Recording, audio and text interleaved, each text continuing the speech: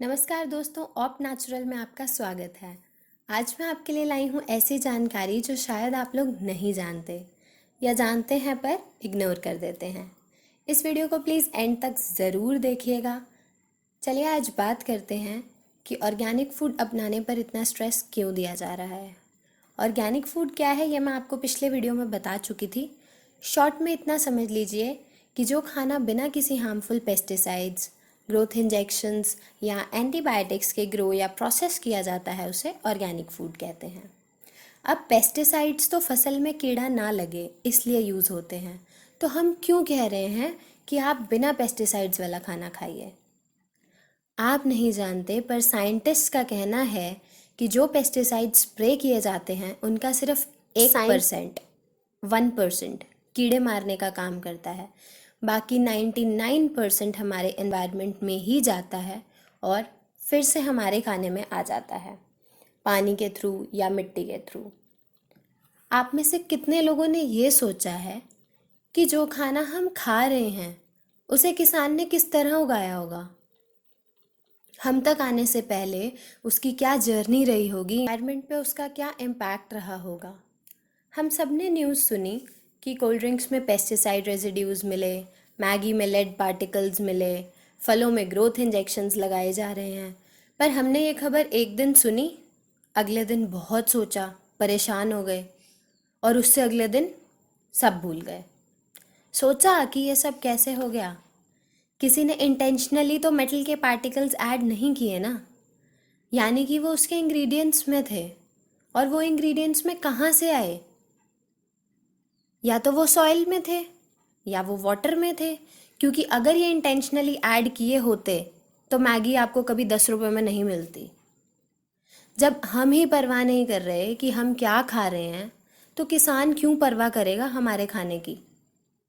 क्या आप ये जानते हैं कि जो किसान खेती कर रहे हैं वो अपने लिए अलग फसल उगाते हैं और मार्केट में बेचने के लिए अलग। नासिक के एक किसान का कहना है कि उनके मुंह में बहुत छाले होने लगे, तब उन्होंने अपनी खेत के अंगूर खाने बंद कर दिए और उन्हें किसी दवा की ज़रूरत नहीं पड़ी और छाले बिल्कुल ठीक हो गए। वो खुद कहते हैं कि हम अंगूर पर इंसेक्टिसाइड स्प्रे करते हैं, जानते हैं कि पॉइजन है, न्यूट्रिशन वैल्यू भी कम होती है, पर क्या करें, अगर स्प्रे ना करें तो उन्हें कोई ख़रीदता नहीं है और मुनाफा नहीं हो पाता। वो बताते हैं कि अपने लिए वो बिना इंसेक्टिसाइड्स के अंगूर लगाते हैं और अपने परिवार को वही खिलाते हैं। वहीं एक और किसान जो खुद पेस्टिसाइड्स बेचते हैं, उनका कहना है कि ये स्लो पॉइजन है और वो इन्हें अपने खेतों में इस्तेमाल नहीं करते ताकि उनकी सेहत ठीक रहे।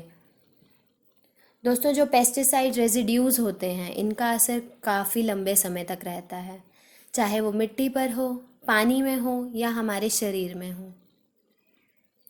गुजरात के एक किसान का कहना है कि उनके 2 खेत हैं, एक अपने लिए और एक कमर्शियल पर्पस के लिए, जिसमें वो रासायनिक पदार्थों का उपयोग करते हैं जिससे उन्हें मुनाफा होता है। वो बताते हैं कि जिस प्लास्टिक के ड्रम में डालकर इन पेस्टिसाइड्स को स्प्रे किया जाता है, उस ड्रम में इनकी स्मेल पूरे 1 साल तक रहती है। तो ह्यूमन बॉडी पे इसका क्या इफ़ेक्ट होगा आप खुद सोचिए। वो ये भी कहते हैं कि यहाँ जो अच्छा दिखता है वही सब खरीदते हैं, वो चीज़ कैसी है उससे किसी को कोई लेना देना नहीं है।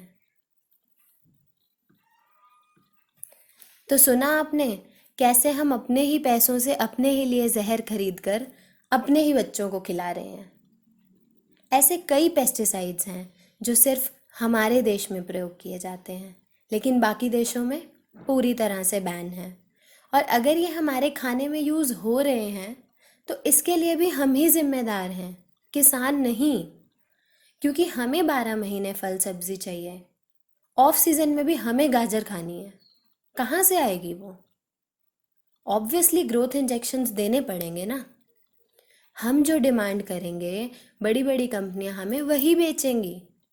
जब वो फार्मर को कहेंगी कि ये उगाओ, इसकी डिमांड है, तो फार्मर क्या करेंगे? वही उगाएंगे ना। ये सब बिजनेस है, यहाँ जो अच्छा दिखता है वही बिकता है। कमर्शियल के चक्कर में चाहे किसी की जान चली जाए, किसी को कोई फर्क नहीं पड़ता। कुछ टाइम पहले न्यूज़ आई थी, कासरगोड नाम की एक जगह है केरला में, जहाँ 25 साल तक हेलीकॉप्टर से एंडोसल्फान नाम का पेस्टिसाइड, पेस्टिसाइड ना बोलकर इसे जहर ही बोलें तो उचित रहेगा, स्प्रे किया गया। नतीजा ये हुआ कि वहाँ के सारे पशु पक्षियों की प्रजाति ही खत्म हो गई। इंसानों में जन्म से ही अलग अलग विकृतियाँ होने लगी। मिसकैरेजेस का रेशो बहुत ज़्यादा बढ़ गया। कैंसर और पैरालिसिस जैसी बीमारियाँ फैल गई। वहाँ के एक डॉक्टर बताते हैं कि वो लोग एकदम क्लीन एनवायरनमेंट में रहते हैं, दोनों तरफ लेक्स हैं, कोई फैक्ट्रीज नहीं है जिनसे किसी तरह का पॉल्यूशन हो सके। तो ये सब बीमारियां कहाँ से आई? यही टाइम है जब हमें सारे डॉट्स कनेक्ट करने हैं और अपने लिए सही चुनना है। चलिए मिलते हैं आपसे अगले वीडियो में एक नए विषय के साथ, नए फैक्ट्स के साथ। तब तक के लिए stay aware, stay healthy. And अगर आपको ये वीडियो अच्छा लगा हो तो प्लीज़ इसे लाइक कीजिएगा, अपने दोस्तों के साथ, अपनी फैमिली के साथ इसे ज़रूर शेयर कीजिएगा और हमारे चैनल ऑफ नेचुरल को सब्सक्राइब कीजिएगा। Thank you.